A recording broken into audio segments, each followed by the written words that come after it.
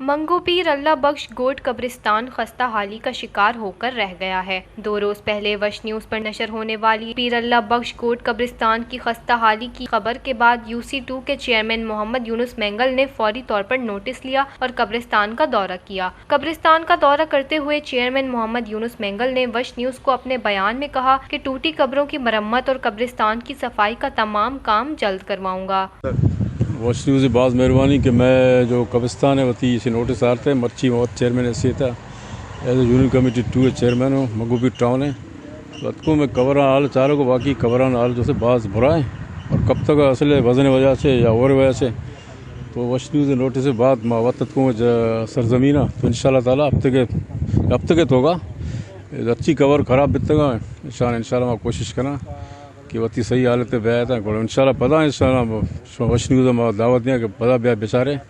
تو ان شاء اللہ اچھی قبر خراب بت گا ان شاء اللہ درستان ان شاء اللہ صحیح کرنا واش نیوز بعض مہربانی کہ شما میں نوٹس آرتے اور ان شاء اللہ اچھی میں کوشش بھی ایز اے چیئرمین ہے اچھی قبر خراب بت گا اور وجہ سے دگے وجہ سے